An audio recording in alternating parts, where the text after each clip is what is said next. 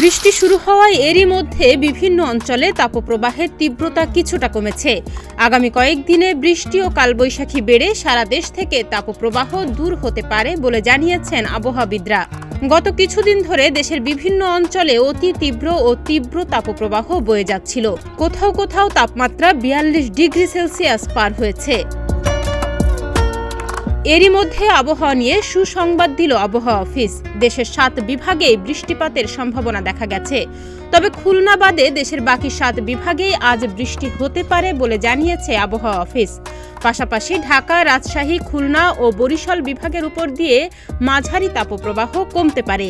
রোববার বেলা 11টার পর আবহাওয়া অধিদপ্তরের দেয়া পূর্বাভাসে এসব তথ্য জানানো হয়েছে। আবহাওয়ার পূর্বাভাসে বলা হয়েছে, লঘুচাপের বর্ধিত অংশ পশ্চিমবঙ্গ থেকে বাংলাদেশের দক্ষিণ পশ্চিমাংশ হয়ে উত্তর পশ্চিম বঙ্গোপসাগর পর্যন্ত বিস্তৃত রয়েছে।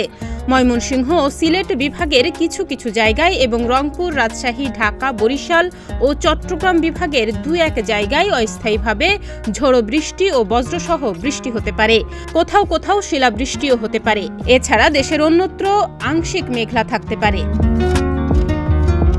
এদিকে আজ সকাল 6টা পর্যন্ত গত 24 ঘন্টায় ময়মনসিংহ জেলায় সর্বোচ্চ 83 মিলিমিটার বৃষ্টি হয়েছে।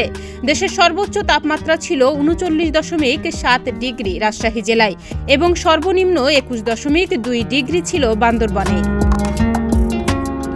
রংপুর, ঢাকা, ময়মনসিংহ, বরিশাল, চট্টগ্রাম ও সিলেট বিভাগে দিনে ও রাতের তাপমাত্রা সামান্য কমতে পারে। দেশের অন্যত্র তা প্রায় অপরিবর্তিত থাকতে পারে। আবহাওয়াবিদ জানান, ঢাকা, রাজশাহী, খুলনা ও বরিশাল বিভাগের ওপর দিয়ে মৃদু থেকে মাঝারি ধরনের তাপপ্রবাহ বয়ে যাচ্ছে। কিছু কিছু জায়গা থেকে তা প্রশমিত হতে পারে। আগামীকাল অর্থাৎ সোমবার ও পরদিন মঙ্গলবার সারা দেশে বৃষ্টি অব্যাহত থাকতে পারে। সোমবার সারা দেশে দিন ও রাতের তাপমাত্রা কমতে পারে 1 থেকে 3 ডিগ্রি সেলসিয়াস। মঙ্গলবারও সারা দেশে দিন ও রাতের তাপমাত্রা সামান্য কমতে পারে। পরবর্তী 5 দিনে সারা দেশে বৃষ্টি ও বজ্রসহ বৃষ্টিপাতের প্রবণতা অব্যাহত থাকতে পারে বলে আবহাওয়ার পূর্বাভাসে জানানো হয়েছে। এদিকে শনিবার সন্ধ্যায় তাপপ্রবাহের সতর্কবার্তায় হিট অ্যালার্ট বলা হয়েছে। রাজশাহী, ঢাকা, খুলনা ও বরিশাল বিভাগের উপর দিয়ে চলমান মৃদু থেকে মাঝারি তাপপ্রবাহ শনিবার সন্ধ্যা 6টা থেকে পরবর্তী 24 ঘন্টা অব্যাহত থাকতে পারে। জলীয় বাষ্পের আধিক্যের কারণে অব্যাহত থাকতে পারে অস্বস্তিকর পরিস্থিতি।